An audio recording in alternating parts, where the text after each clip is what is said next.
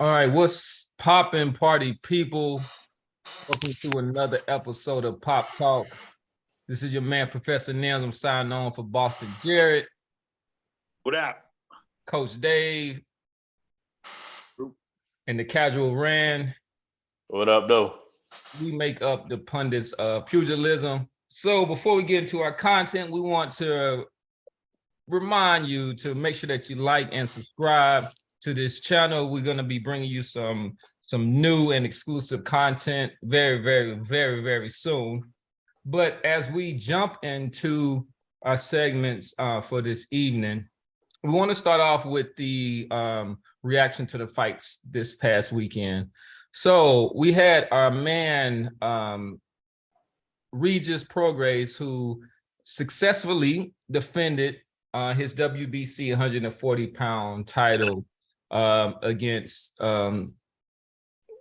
Zorea, and this was what we would call, kindly put, it was an uneventful performance by Regis Prograis. He actually won a split decision. Some of the scorecards were all over the board, but in watching the fight, this fight exposed a lot of things about, I think, about Regis Prograis. But Eddie Hearn was on hand, and he said something that I think was pivotal, in that this fight might have actually benefited Regis Prograis, because I think they're going to be lined up to fight him at this time. So we got people. So Devin Haney's pops was at the Bill Haney was at the fight. He called for the fight right after the scorecards were announced. Not only that, but Devin Haney actually FaceTime with Regis while he was doing his post fights interviews with their. We don't know what's going on with Teofimo Lopez, but I think after seeing this fight, this is something that he would likely jump at. Tank Davis probably thinks that this is a way to kind of go up and grab a belt in there. But let's start with Coach Dave. So, Coach, just first of all, give us your impressions on the fight. Do you think that the right person was awarded the decision, and overall, what do you think about Regis, his performance? Well, man, I'll be quick with it, man. So no, I think Regis lost the fight on a split decision. I think my man in the 12th round even more so solidified it. If you did watch the fight, I hope y'all go and watch the whole fight. The highlights would do enough justice, but it won't do it like if you watch the whole fight. So I think Regis Prograis lost the fight, and I think he got utterly exposed. To be, I think got exposed in the same way that I would say that even Boots got exposed. And I want to be crystal clear on this. What I mean by this is that, you 24 fights in, you 30 fights in, and you got a problem cutting the ring off. There's a lot about, your skill set. Maybe you are a fast learner, maybe you're not. I don't know. But, for a guy to give Prograis as much trouble and to touch him as much, who normally does not move, and most of the time, Prograis is knocking out cats that's standing in front of him. But for Prograis to have this much of a trouble closing that gap, finding that distance, and getting off shots, and you 20-something fights in, it just exposes a lot. And this guy, who was not a natural mover and puncher, was moving and touching him. So somebody like Devin Haney, who can absolutely move, it's just going to be ugly for this guy. So I say it exposed a lot. I say that this guy is not as sharp of a boxer as people think he is. He might be a brawler and a banker, but he is not a chiseled, well-skilled boxer, honestly, on no level. And it's not that he just had a bad night, dude. He couldn't do it. He couldn't do it. That was beyond having a bad night. You know what I'm saying? So, and I would say 8 out of 10 times, a solid boxer is going to get that brawler every time. 8 out of 10 times, I say a solid boxer is going to get that brawler. So that's my thing on it. It might have made Haney be like, yeah, I definitely want to fight him. You there, yes, we got him, but it's gonna be a bad night. You know what I'm saying? Eddie Hearn's got to say Regis Prograis will beat him because hey, now you promoting them. You know what I'm saying? So don't give me that shit, man. But no, dude. So that's it. I think you lost the fight by split decision. Okay. The Casual Rand, give us your impressions of the fight, and what do you think that the options are for Regis, after this fight? Yeah, Regis made me eat crow this fight. I thought going in he was going to be the boogeyman at 140. I thought he was solid. His pedigree was solid enough to make him the man at 140. But his performance this weekend pretty much opened up the whole 140-pound division. Yep. But it makes it attainable for everyone. There's not no true one person that's gonna like one ring runs it all. Like Haney could come up, but you still have Ryan Garcia. I mean Ryan Garcia, Raleigh, Regis, Jose Ramirez, and you know what I'm saying. Then you got Haney and Tank, and then so from what I've read, Teofimo actually relinquished the belt. So he vacated and retired apparently. Yeah, he vacated. I think it was due to like, you know what I'm saying, not getting the money from promotions, and it was his personal life. But that's speculation. But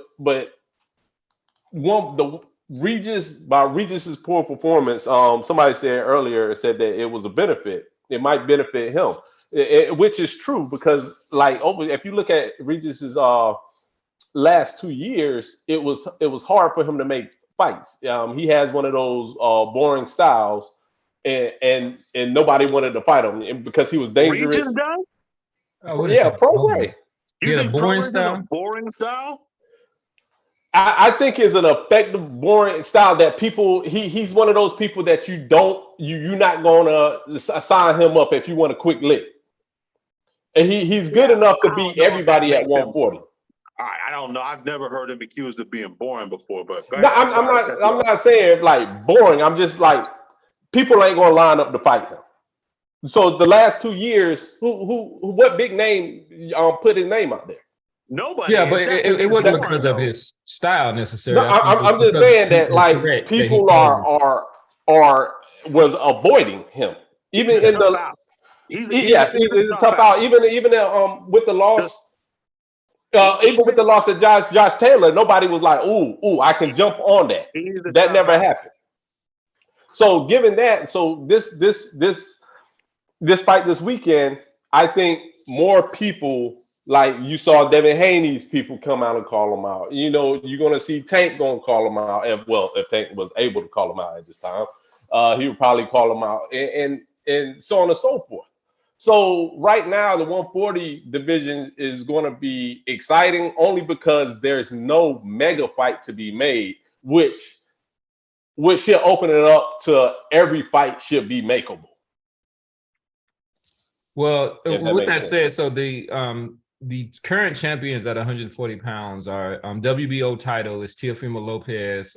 He vacated. I guess he relinquished it, but I'm just going off the latest kind of sanction and body results. And then the IBF is Sabriel Matias, which a lot of people kind of overlooking him. He's probably the least recognizable name.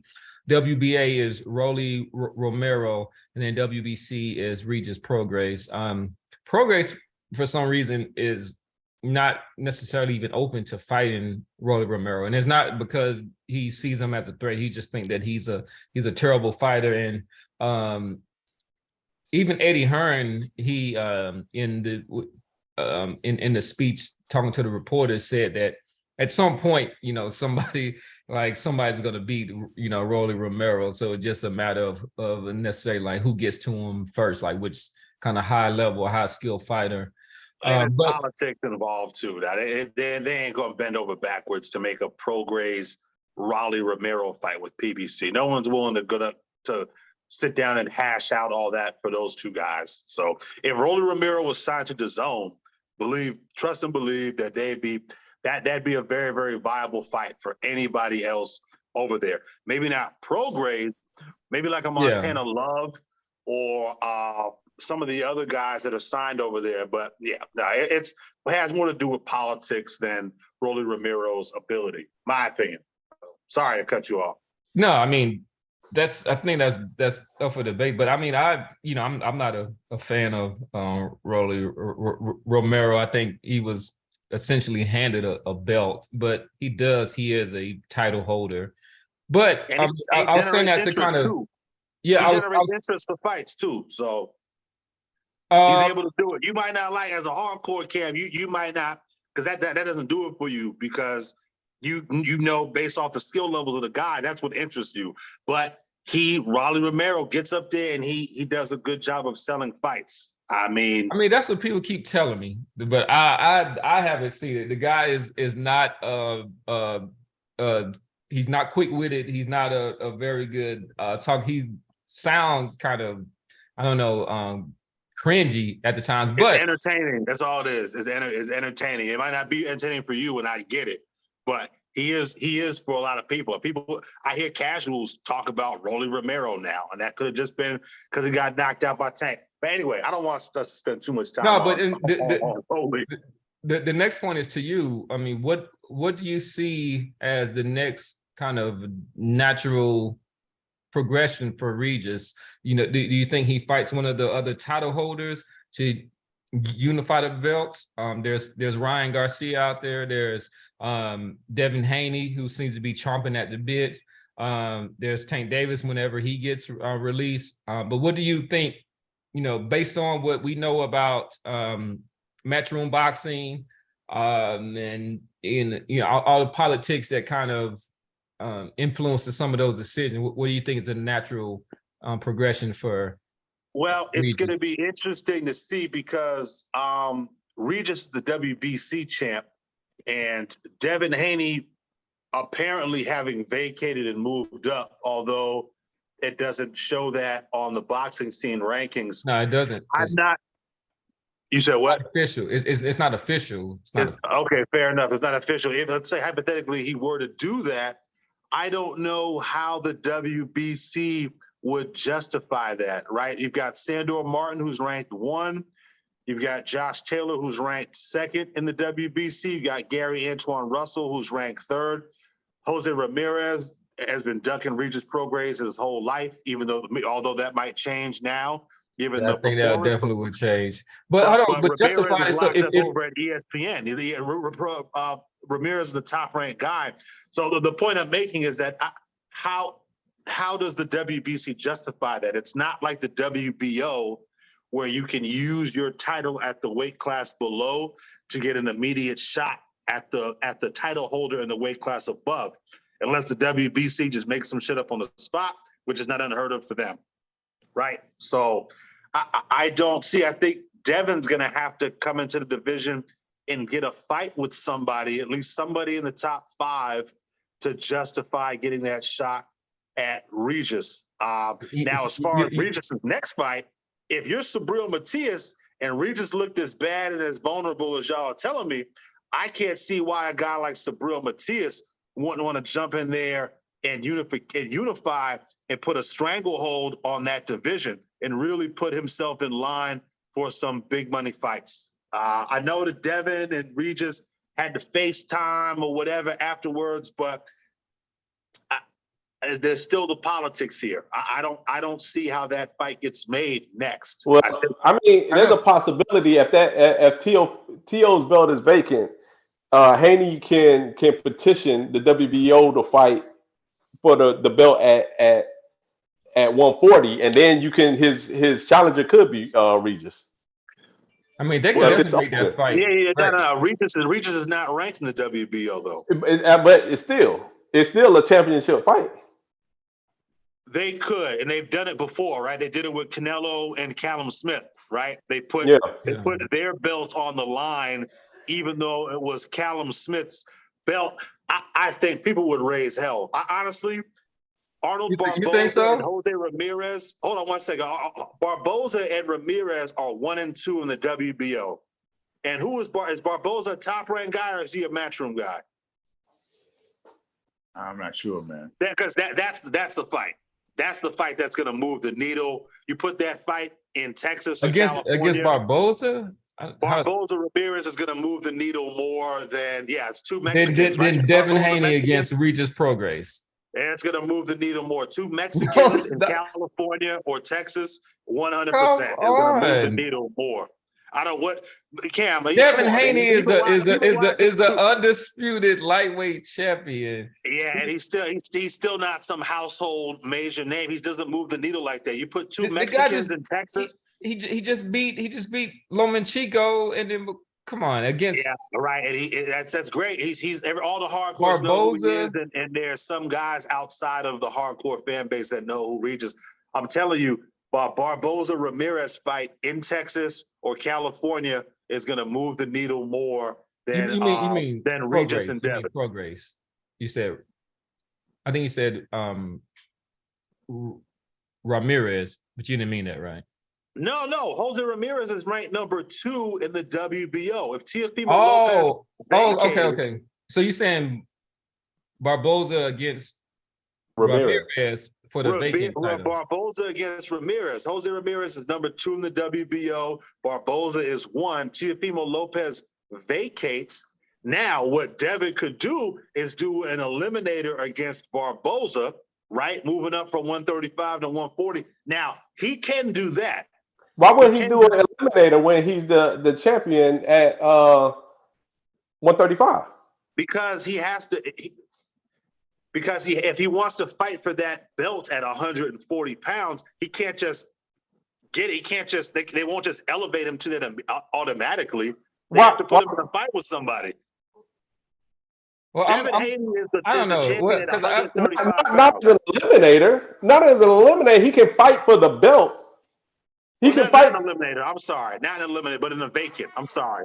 He ain't have to go and get the belt. Yeah, that part. But he'll be fighting either Barboza or Ramirez. Yes, in a vacant, not an eliminator. Excuse me. In a vacant shot. That's what looks most likely to happen, unless one of these sanctioning bodies pulls a rabbit out of their hat and does, which is not unheard. Right? You act like they are like there's this overseer. They're gonna do what they want to do. You're right to be skeptical. I'm just telling you how it looks. They have to come out and justify it somehow. And Prograis Devin is not going to work. I mean, you got Sandor Martin ranked at 1. Unless you pay. He has to fight somebody in the WBC to get ranked. The WBO is where he can do that. Move up and fight a vacant against Arnold Barboza. If Barboza, but how do they make super fights? I don't understand that. Like champions move up. Like when Canelo beat Kovalev or whatnot, he was a champion weight below. He moved up. Like champions, like there's a kind of special provision that's made for champions, especially undisputed. Yeah, but he's saying, I think what Boston is saying, since it's vacant, he can move up. No, we're not talking about the vacant. We're talking about the WBC now. Oh, you were talking about the vacant. But the WBC bends over backwards for Canelo Alvarez. But I mean, I don't know that they would be willing to do that for Devin. I just don't see I don't know, man. That's a mega fight, man. And the rest of these cats. Devin Haney versus Prograis is a mega fight. A major fight for WBC at 140. But look at, you go down the list, ain't nobody that none of those guys 1 through 5 is selling tickets. Haney will sell the tickets. Yeah, if you say so. I just don't know if I'm Gary Antoine Russell or Sandor Martin or Arnold Barboza or Jack Catterall. I'm like, hey, this kid has not fought anybody at 140. How does he just come in and jump to the top? And maybe, like you said, the WBC says whatever because we say so. You tell them, you say, Bud did it. What do you mean Bud did it? Jumped 140 and then got the belt at 147. That was a WBO strap. That wasn't a WBC. Okay, but still, you know what I'm saying? No. The WBO has a very, very specific provision. Yeah. I get what you're saying. I get what you're saying. Well, I guess look, I only normally just talk about the whooping ass portion, man. But all the who belong to who and who fight. WBC can do whatever they're doing. Look at how what they have done with Dagon, Canelo, just over they literally, the sanctioning bodies, even more so than the promoters, literally can do whatever it is that they want. I know, and that's why I'm surprised. Like the WBC has been the most corrupt sanctioning body. Like I'm surprised you giving them this kind of moral compass that they're guiding themselves by. Yeah, but they pick and choose. They pick and choose when they do and when they don't. And I don't know why they'd be inclined for Devin. Maybe like David's saying, maybe they're right, because that fight moves the needle more than most other fights at 140. Maybe Dave is right. Yeah, it does, man. It does. And another thing too, and then we can go on next topic, whatever. But I think everybody is sleeping on, the value and even the boxing skills of this Devin Haney kid, man. The guy, the undisputed stuff, the guy told damn Lomo out the frame to me, it's this guy is an attraction, man, and this guy is growing. And God knows if him and Prograis do link up, then again, that's just gonna be even better for this generation in terms of good, strong, super fights coming. That Tank and Garcia just set off. That's what I'm looking at, man. All right. I think that's a great way to close out this segment here. So